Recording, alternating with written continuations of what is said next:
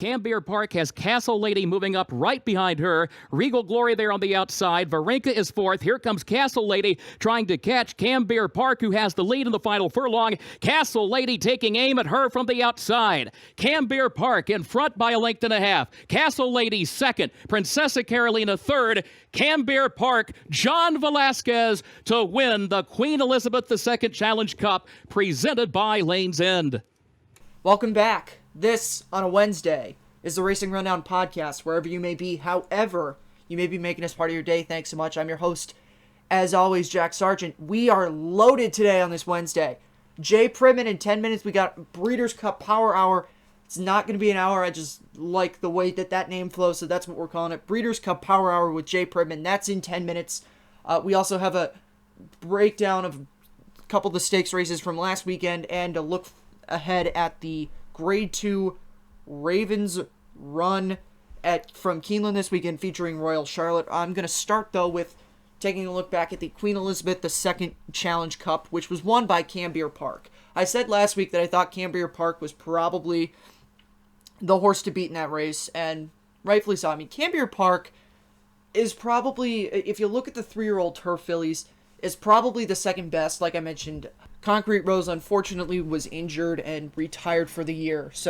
But at this point right now, Cambier Park is the best of the 3-year-old grass fillies, and she showed why in the Queen Elizabeth Cup with John Velasquez up. She ran a very nice race there. If there was an Eclipse Award for 3-year-old turf filly, she would probably win it, I would say, with her two grade 1. I mean, her and Concrete Rose basically had the same type of year. They both won 2 grade 1s. Actually, the Saratoga Oaks wasn't a grade 1, but they both won the effect of 2 grade 1s. So, but regardless, there's not an Eclipse Award, so we're not going to debate over a fantasy Eclipse Award. But Cambier Park is going to return next year. As I mentioned, she probably was not going to come back for the Breeders' Cup. Chad Brown usually tends not to do that with his 3-year-old fillies that he runs in the Queen Elizabeth Cup. He did that with Rushing Fall last year. Rushing Fall won that race and elected not to come back to the Breeders' Cup. And I thought he was going to do that this year with Cambier Park, and it did turn out that he is in fact not going to run Cambier Park anymore this year, which it's unfortunate that we're not going to get to see her in the Breeders' Cup, but I don't think she would have won anyway, and I think he made the best decision to leave her out of the Breeders' Cup this year. But she's going to be a really good older grass filly next year, especially with Sister Charlie probably not sticking around for a 6-year-old season. Not speaking from knowledge, because as we all thought Enable's last race was going to be the Arc Enable, it also was announced this week that Enable will be back to run as a 6-year-old. She's not going to be running in the Breeders' Cup. I didn't think she was going to come over here. They would have made that decision already, but good to see that great horses like Cambier Park and Enable. Obviously, Cambier Park is not in the same category as Enable, but we're going to get to see more horses back next year. And the fact that Enable's sticking around is a very good thing for the sport of horse racing. So, more on that to look forward to. I'm now going to shift gears over to the Grade 2 Knickerbocker from Belmont Park. This is 1 1/8 miles on the grass, and this was supposed to be Catholic Boy's come back on the turf. Last start on the grass was the undercard for the Preakness, the Grade 2 Dixie, which he won that race easily. Catholic Boy did not have that kind of success in this race. He did not fire at all in that race. He was 4th of 6 horses. He did not look like well, first of all, he didn't run his race. Credit to the winner, Lucian, but Catholic Boy did not run his race, and he didn't fire at all at the top. Came to the top of the stretch. Catholic Boy had nothing there. So I don't really know what this means going forward to the Breeders' Cup. The plan right now, they don't know whether or not they're going to go to the Breeders' Cup Classic or where else they're going to go. It's not encouraging, though, whenever you have a horse coming off of a race like this performance that he had in the Grade 2 Knickerbocker, coming back to run in the Breeders' Cup. There's going to be a lot of people that are going to look at the past 2 performances that he's had, which, going back to the Suburban, which was on dirt, neither of those 2 performances were anything special. And I would be surprised if Catholic Boy... I shouldn't say I would be surprised if he runs in the Breeders' Cup. I don't think he's going to not run in the Breeders' Cup, but I would be surprised if there's a lot of people behind Catholic Boy, especially off of the lackluster performances that he's had in his past 2 races. So with those 2 recaps out of the way, now we're going to shift gears over and we're going to talk about the Grade 2 Ravens run from Belmont Park this weekend. Royal Charlotte, previously undefeated prior to the test stakes where she ran 6th. She didn't have a good race that day. There have been a few horses that have been really good and run one bad race at Saratoga, then come back and done well after that. I'm not really making excuses for Royal Charlotte, but it's just something I noticed. I noticed it with my Tolly, too, after the Alfred Vanderbilt. Blanking on the name of the race for a second. After the Alfred Vanderbilt, he didn't run that good of a race there, came back and he won the Forego Stakes the way that you would expect my Tolly to win a race these days. But Royal Charlotte has won 5 of her 6 starts. Like I mentioned, her only defeat was in the aforementioned Grade 1 test. Now, she has not won against Grade 1 company, but against Grade 2, and this is a Grade 2 race, and this is probably the last time we see Royal Charlotte. Actually, I'm not going to say this is probably the last time we see Royal Charlotte because I don't know what they would plan after this race, but I don't think Royal Charlotte would run again this year. She's definitely not running in the Breeders' Cup off of 2 weeks rest. So this is likely the season finale for Royal Charlotte, but last start out she beat Break Even, who had previously been undefeated, looked like she was going to be a really, really slam dunk horse going forward, and it never materialized in that race for Break Even, but getting back to Royal Charlotte for a second, prior to her 6th in the test, she won the Grade 3 victory ride, the Hysterical Lady at Monmouth in May of this year, and then her maiden and a claiming race prior to those 3 starts in stakes races. Other horses that she is facing in this, Bell's the One, was 2nd in the Dogwood at Churchill Downs behind Kofefi, who right now has looked like one of, if not the best sprinters in the United States. She's ran very nicely her last couple of starts. But Bell's the One was 2nd behind that performance in the Dogwood. So, she's not running against the type of juggernaut horse that Kofefi was. So you could see an opportunity where she comes out and pulls off an upset here. I'm not saying it's very viable, but if you want to make a case for that, go ahead and make a case for that one. Chad Brown has Indian Pride, and Chad Brown has a reputation of always being good with 3-year-old fillies, and he's got John Velasquez, a hot hand on there, so this horse won a maiden her last start out at Saratoga.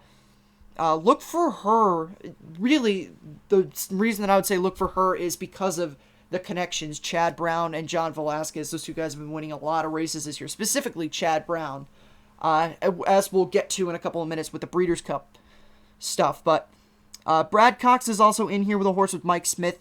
Irish Mischief was 2nd in an allowance at Churchill Downs back in June. Needs Supervision was 2nd in the Weather Vane. Iston Council was also in that Dogwood Stakes. She was 4th. Restless Rider has not run a race since the Kentucky Oaks. She was 12th in the Kentucky Oaks. She did not run a good race in the Kentucky Oaks at all. So she'll be looking to rebound off of that performance, that poor performance in the Kentucky Oaks. Restless Rider has won races before at the sprint distance, and she won her maiden at 5.5 furlongs in the debutante stakes at Churchill Downs at 6 furlongs, and she was 2nd in the Spinaway at 7 last year. And it hasn't looked like she's gotten the step up in distances, which is why dropping her back to 7 furlongs I think could benefit her. I'm not saying she's going to win this race, but dropping her back in distance could benefit Restless Rider. Also, Free Cover, I forgot to mention her. She was 3rd in the Dogwood. So you got the 2nd, 3rd, and 4th finishers in the Dogwood. Like I already mentioned, Kofefi on her way to the Breeders' Cup. She's not going to be running in this race. But you have a couple of nice horses in this race that are contending to beat Royal Charlotte. I still think Royal Charlotte's the best horse in this race and the horse to beat, but you have some horses in here that have run good races in the past, and you also have a horse in the case of Restless Rider. I'm not saying she's a good horse by any means. I'm not saying she's bad or good. It's just that when a horse runs something like that, you always look for them to run better than that. And I think especially with the cutback in distance, this could benefit Restless Rider a lot. But with all that being said, I'm still going to take Royal Charlotte. She has not lost against Grade 2 company, and I don't think that this is a company that includes horses that I would say she's vulnerable to. And one note, excuse me, I was saying Belmont for some reason. I was mixing up with some of the races from last week. This race is actually run at Keeneland, so that's my mistake right there. If you did catch that during there and went down to type at me that I have the wrong racetrack, I do apologize. It is at Keeneland, not at Belmont Park. That was my mistake. All right, well, with all that being said, I'm now going to turn it over to myself and Jay Privman. Hope you enjoy this stuff. I've been looking forward to this show for a while. This is a big show that I've been looking forward to, as I mentioned, for a while. I love whenever we can get Jay on here. We only get him like 4 or 5 times a year, so whenever we get Jay on, we relish it. And yeah, so I'm going to toss it over now to myself and Jay Privman. So hope you enjoy.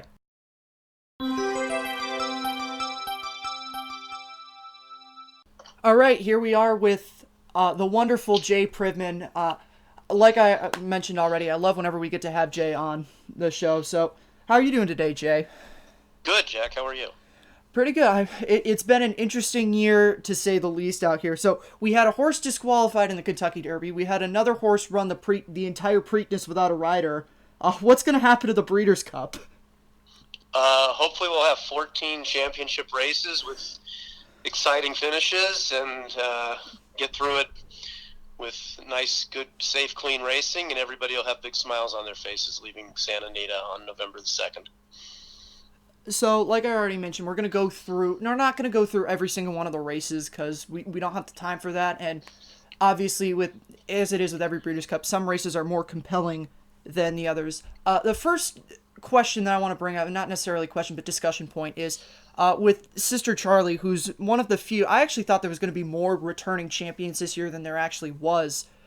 But Sister Charlie's going to be one of the few horses that's coming back looking to defend a Breeders' Cup championship. Would you say that Sister Charlie is the overwhelming choice to be a repeat champion? I don't know. I mean, it would depend on who else comes over from Europe for the filly and mare grass race. So, in terms of the horses that are based in the United States, she's certainly the best. But until we see the pre-entries and the final entries, being as we're having this discussion, still 2.5 weeks out from the Breeders' Cup, it's a little difficult to say that with certainty that she's the most overwhelming favorite of the day. So with that being said about Sister Charlie, getting over to a different surface and a different type of race, the Breeders' Cup Sprint probably looks like it could be one of the best editions of the Breeders' Cup Sprint we've had in a while. And the Breeders' Cup Sprint, as I've noticed with the Breeders' Cup Moments series that I did, going back and looking at every single one of the Breeders' Cup races and putting that compilation together, Breeders' Cup Sprint usually ends up being one of the best races. Imperial Hint ran a very good races last time out in the Vosburg at Belmont Park, or actually his last two. I don't want to discredit his performance in the Alfred Vanderbilt. Maitoli and Imperial Hint didn't have a run against each other to the degree that we probably would have expected in the Alfred Vanderbilt. How would you say that Imperial Hint goes up against Maitoli in the sprint? Well, that's obviously, a major part of the race, and don't forget you've also got Chance-a-Lot and potentially Omaha Beach in there as well. So to your overall point when starting this discussion, I do think the sprint is an extremely good race, if not perhaps when it's all said and done, the best field for this year's Breeders' Cup. In terms of Maitoli against Imperial Hint, the day that Imperial Hint beat Maitoli in the Vanderbilt, the rail was not the best place to be at Saratoga that day, and that's where Maitoli ended up. And I think Imperial Hint certainly benefited by that. And maybe he wouldn't have needed the help anyway, but that certainly helped his cause because Maitoli didn't run up to the standards that we have seen from him in races like the Met Mile and as we saw when he came back and won the Forego. So I think that it's kind of a jump ball between those two. And the really interesting aspect of it is that both of them would be racing at Santa Anita for the first time. So you really don't know how either of them are going to take to that surface. Now, if the Breeders' Cup Sprint were the route that the Omaha Beach Connections decided to take with him, how would you feel that he would go up against those big two horses? I think he'd have a big chance. He comes off a terrific performance when beating Chancelot, who I think is a world-class 6 furlong kind of horse. A lot, I think, will depend on the post position draw. One thing you wouldn't want if it turns out to be a big field is to get stuck down on the inside, because even if you break half a step slow, you could be in big trouble from down there, especially for a horse like Omaha Beach, who I think wants to be up close, or Matoli, whereas maybe Imperial Hint, who can sit and finish, it might not impact him quite as much. But those are the kinds of things that can be the difference in a race where you've got horses that are so evenly matched. Now, I opened the show talking about the possibility of repeat champions. One horse that has not looked up to the degree that he was in his past couple of years is Stormy Liberal. How do you think he still has a chance? I mean, obviously every horse that runs in the Breeders' Cup has a chance, but Stormy Liberal on this Breeders' Cup day, do you think he still has a shot to win a third consecutive Breeders' Cup turf sprint? It'd be a great story, but he just doesn't seem to me like he's the same horse that he was the last couple of years. And one of the reasons I say that, Jack, is because one of the things that Stormy Liberal really was known for when he was at his best was winning close finishes. He was extremely competitive, and it was just hard to get by him. You'll see in his past performance lines, a lot of his wins are by very narrow margins because he's just a competitive horse that way. And he doesn't seem to me to be quite the same horse lately. He's doesn't fight back like he used to. So I just think there's others who are, at least as of right now, in better form than he is, and I'd be skeptical that he can get a third straight win in that race at this point anyway. And you have horses coming into that race like Totally Boss and possibly Ulm, the horse that, when I mentioned this, him seeing it running at Belmont Park this year, you wouldn't think of that now with the way that he's running now, but he beat American Pharoah in American Pharoah's first start out. Shifting over to the Breeders' Cup Mile, Got Stormy looked very good in the 4-star Dave. She had some excuses in the Woodbine Mile. Do you think she's going to be able to overcome that defeat in the Woodbine Mile and go on and win the Breeders' Cup Mile this year? I think the field in the mile itself is going to be a stronger field. There's a chance Bricks and Mortar could run there. They're also considering the turf for Bricks and Mortar. And then you've got, obviously, the horses that come over from Europe are extremely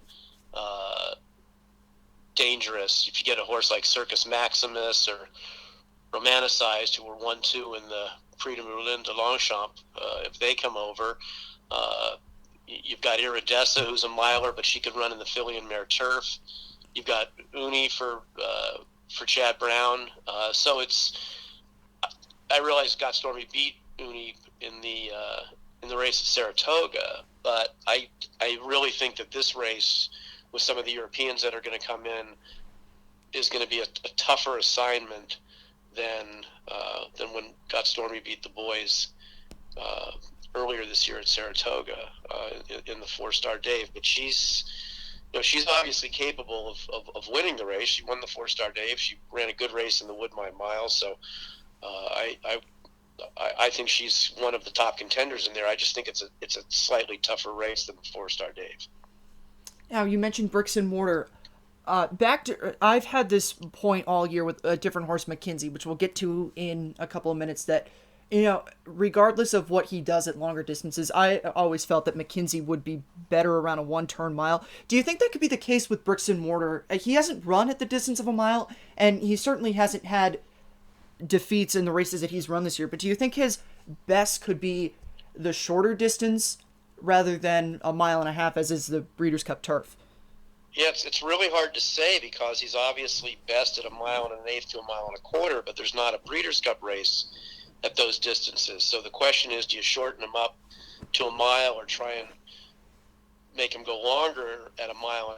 And there's pluses and minuses to both of those things. Specifically to the mile, one thing that usually you need to win the mile is a really good turn of foot. You need to be able to quicken, like Got Stormy does or like Uni does. And I'm not sure that Bricks and Mortar has that. He's more of a horse that sort of wears you down and beats you that way. And I'm not saying he couldn't with some pace in front of him, run as well at a mile, but it's a good question. And I think that just from what I know at this point, 2.5 weeks out from the actual day of the Breeders' Cup, it's looking like the mile is going to come up a deeper race than the turf.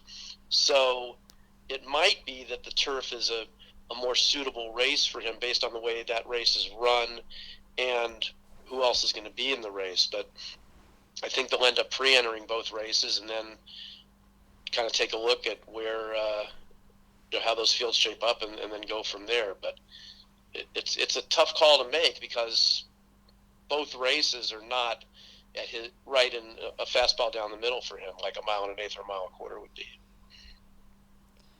Now, the Breeders' Cup Juvenile this year looks like it's probably going to bring 3 really solid 2-year-olds together. 8 Rings, Dennis's Moment, and Maxfield. Talking about Dennis's Moment for a second. First of all, he's going to have to deal with having longer time off than the other horses, but taking that out of consideration for a second, how good do you think he's going to be off of that performance in the Iroquois at Churchill Downs all the way back almost a month ago? Actually, it is more than a month ago. I thought his race was very good.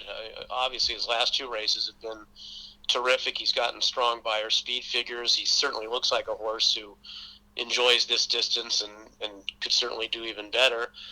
The thing that he and Maxfield will have to overcome is that they're going to be the visitors, and 8 Rings has the home field advantage by having won the American Pharoah. So I do think that Dennis's Moment is a top-class horse, and I think he and 8 Rings are the deserved favorites in this race. The question is going to be being able to ship in and repeat the quality of his performance that we saw last time out in the Iroquois. Now, that's often the case in other sports when there's 2 opponents that are so evenly matched that, you go through every possible way to separate them. Do you think and we're not necessarily saying that Dennis's Moment and 8 Rings are the exact same, right up neck and neck with each other, although it does look like it could be that way. But if it were to turn out that way, do you think the home field advantage would be the deciding factor for 8 Rings over Dennis's Moment and vice versa? It certainly could be. 8 Rings, he doesn't have to ship. He can just be led over from the barn that he's been based out of since Del Mar ended.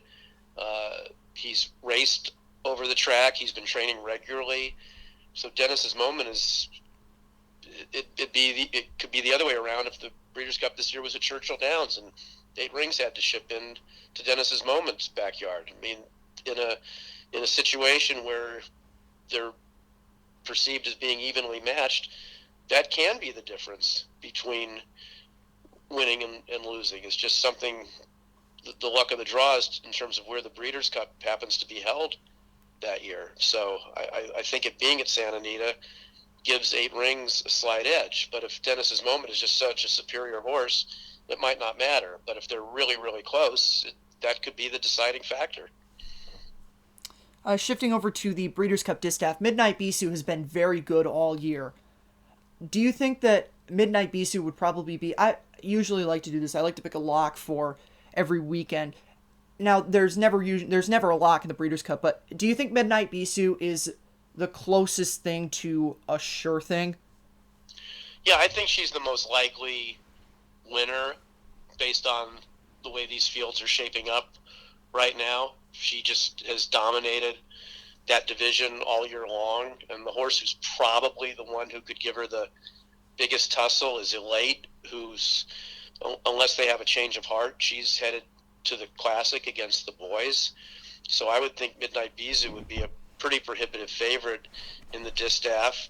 And even though she's been racing the last year and a half on the East Coast, she began her career at Santa Anita, so she'd be returning to a place where she had success early on in her career. So I think she'd be probably one of the strongest favorites and most likely winners of the 2 days there. Sticking with the fillies and mares for a couple minutes, it looks like the Breeders' Cup filly and mare sprint is going to come down to right now looks like the top 2 contenders in that race are Covfefe and Come Dancing. How impressed were you with Covfefe off of her performance in the Dogwood, and what do you think she would have to do in order to win the Breeders' Cup filly and mare sprint? Well, when Kafefi is on her game, it's hard to see anybody beating her. Her race in the Dogwood was brilliant. The test, she was brilliant. When she ran at Pimlico earlier this year, the weekend of the Preakness, she was off the charts good.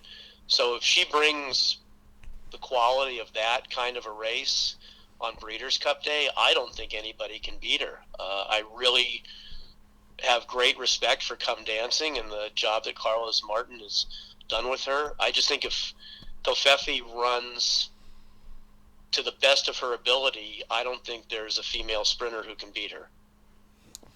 They were mentioning this on the ABC telecast for the Breeders' Cup Juvenile Turf, that race in particular is one that's historically dominated by Europeans. Do you think there's a chance that an American horse could upset this race this year?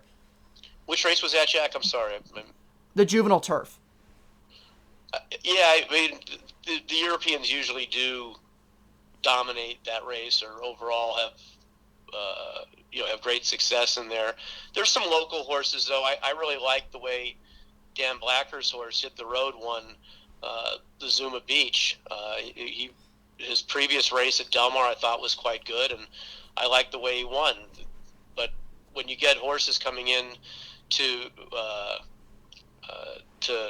Santa Anita, coming over from Europe, and they're trained by Aidan O'Brien, you get a horse like Arizona, for instance, who comes off a second place finish to Pinatubo, who's far and away the best 2-year-old in Europe this year. If a horse like Arizona comes over, he's going to be the horse to beat. And you've got O'Brien also has Wichita as being a possibility for him. So if he brings over horses of that kind of quality, they're going to be very tough for the U.S.-based horses to beat. Looking at the Breeders' Cup Dirt Mile this year, Catalina Cruiser did not run a good race in this run last year. Things look like they've changed a little bit with Catalina Cruiser. Do you think he's got a good shot to redeem his performance last year, the Dirt Mile, and come out a winner this time? Certainly. Don't forget last year the Dirt Mile was run at Churchill Downs. Catalina Cruiser is based at Santa Anita. He's undefeated at Santa Anita. So this is, again, analogous to what we were talking about with 8 Rings and Dennis's Moment. That I don't think the home court advantage can be overstated. And Catalina Cruiser being back on his home track for this year's Breeders' Cup is going to be, very, very tough to beat. But, one of the things about this race, I don't think Matoli or Omaha Beach will end up there, but it's been mentioned as possibilities for them. But I think both of them are going to end up in the sprint. But that would certainly change the complexion of the race and make it a lot tougher for a horse like Catalina Cruiser. And there's a 3-year-old in here who I've really liked, and that's Mr. Money. He was a little disappointing, I thought, last time. I thought he would win the Pennsylvania Derby, and he finished second to Math Wizard. But some of his races have been absolutely brilliant, and I think he has the potential to get Catalina Cruiser a run for his money. But I'd be shocked if Catalina Cruiser didn't run one of his best races, being able to stay at Santa Anita and not have to ship. I just think last year's race at Churchill Downs was an aberration. It was just far below what he's capable of doing. He just was obviously way off his game that day, and he had a long time off afterwards. Draw a line through that race, as I like to say. And also, not that this really matters with the individual performances of the horses, but he also doesn't have to deal with the John Sadler jinx anymore. So if you're superstitious, that's something that you could also look at as to why this horse would win the Breeders' Cup Dirt Mile this year. Now, obviously, the big race of every weekend is the Classic. First of all, Elate, it looks like she's going to be the first filly to contest this race, I think, since Havre de Grace in 2011, if I'm not mistaken. How do you think Elate matches up against the boys in this race? She is 3 for 3 against at a distance of 1.25 miles. That being said, that is only 3 times are against fillies and mares. How do you think she matches up against the boys in this race? So I understand why they're running her here. I think that the distance is probably more suitable for her. And the other thing is, don't forget, this race is worth 3 times the money as the distaff. But the quality of the boys in this race is very good. Code of Honor's won his last 2 races at a mile and a quarter in the Travers and the Jockey Club Gold Club. You've got Vino Rosso, who finished first and then got disqualified in the Jockey Club Gold Cup at a mile and a quarter and won the Gold Cup at Santa Anita going a mile and a quarter earlier this year. So you know that he likes this track and this distance. And obviously you've got McKenzie, who was defeated last time in the Awesome Again, but is better than that. And also Higher Power, who I thought had a legitimate excuse in the Awesome Again when he broke poorly in that race. So I think the depth of this race and the quality of the horses in here is going to make it extremely challenging for Elate. And I applaud her connections for running in the race. I think it's very sporting of them, but I think it's going to be a tough assignment. She's going to have to run the best race she's ever run, I think, in order to beat that field. It's no tall order defeating the boys on the Breeders' Cup. Mongolian Groom ran I don't want to say it's an aberration, but I don't think many people expected him to run as well as he did in the Awesome Again. Do you think he would be able to replicate that performance?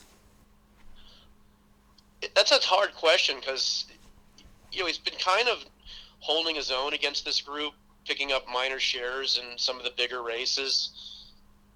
But obviously the Awesome Again was the best performance of his career, and if he were to run back to that, he'd have a big chance. It was such a dramatic improvement from a buyer figure standpoint. I just don't know if he's capable of turning in 2 races like that again, and he might have a little more pace pressure than he did last time. So he's a cool story. It's neat that they're putting up the money to run in the race, since he wasn't nominated to the Breeders' Cup before when he won the Awesome Again. But I think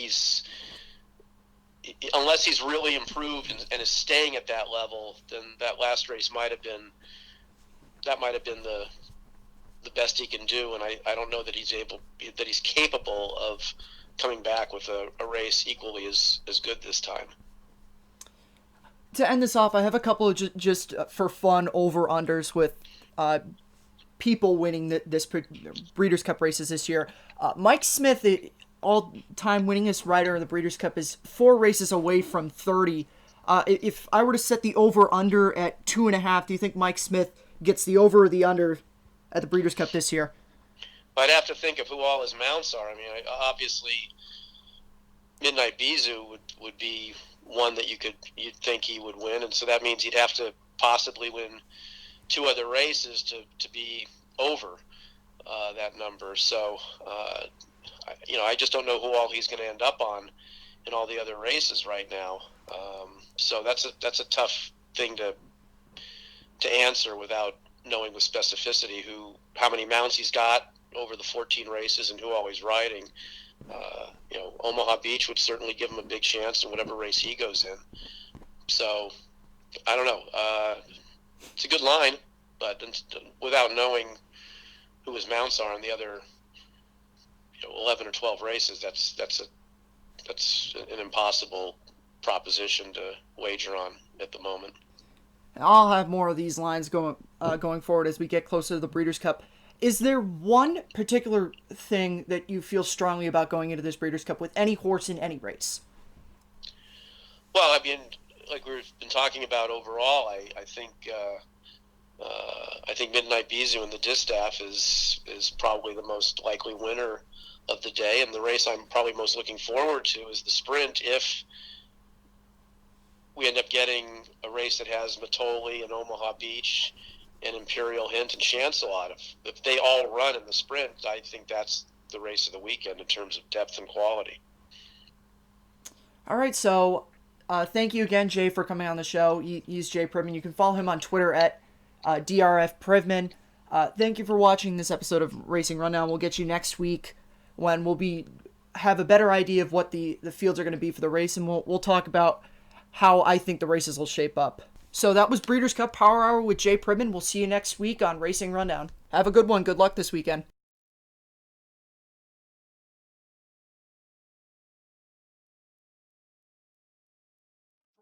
Has faded to third. She's a Julian Wildcat on the inside. They're into the stretch, and it's a late to catch. Midnight Bisou, her fearsome foe, comes at her on the outside, and these two lay it on the line. second with a 16th to go. A late on the inside. Midnight Bisou on the outside. They're coming to the wire. Who's it going to be? Oh, it's so close. It's so close. Was it Midnight Bisou or was it a late? They were inseparable on the wire.